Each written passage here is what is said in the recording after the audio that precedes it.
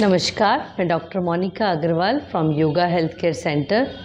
आज हम आसन की सीरीज़ में सबसे पहला आसन लेंगे सुप्तबद्ध कोणासन, या आप जिसको बटरफ्लाई भी कहते हैं। हम सभी उसे प्रैक्टिस करते हैं, लेकिन कैसे करना चाहिए, किन किन को करना चाहिए और किन किन को नहीं करना चाहिए, ये सारे बेसिक्स आज हम आपके साथ क्लियर करेंगे।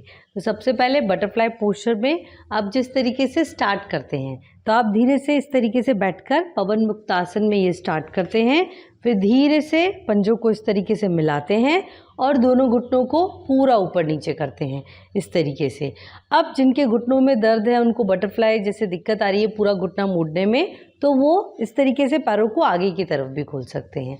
अब फिर भी दिक्कत है उनको, तो वो इस तरीके से हाफ जो बटरफ्लाई पोस्चर होता है वो इस तरीके से भी रख सकते हैं।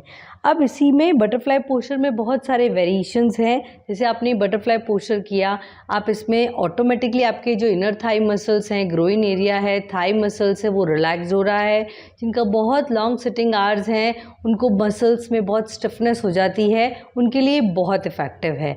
साथ ही साथ जैसे किडनी स्टोन के लिए और प्रोस्टेट की ग्लैंड के लिए बहुत इम्पॉर्टेंट है। साथ ही साथ जैसे लड़कियों में बहुत जल्दी यूरिन इन्फेक्शन का प्रॉब्लम हो जाता है, या मेनोपॉजल सिम्टम्स के कारण ड्राइनेस आ जाती है, उसके कारण ये बहुत इफेक्टिव है। तो इस तरीके से किया।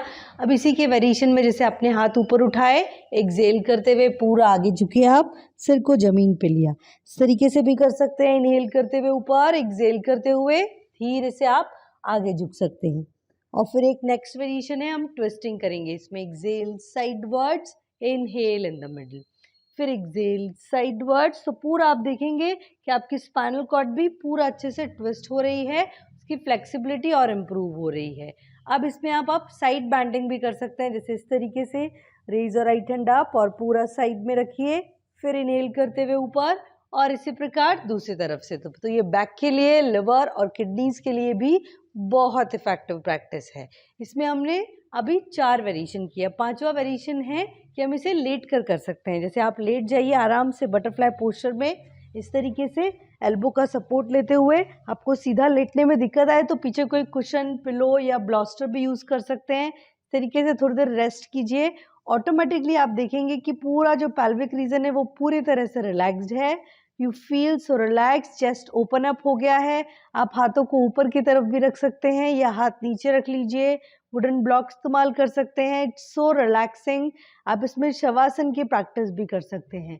तो ऑटोमेटिकली बहुत रिलैक्सिंग आसन है बद्ध कोणासन। इसे कहा गया है कॉबलर पोज, कि जितने भी नाभि से नीचे तक के सभी अंगों के रोग हैं, उनको प्रिवेंटिव और क्यूरेटिव दोनों मेजर्स में ये बहुत इफेक्टिव है। फिर भी आपको कोई भी कंफ्यूजन हो, आप हमें कॉल, व्हाट्सएप और सोशल मीडिया के थ्रू कनेक्ट कर सकते हैं। Thank you.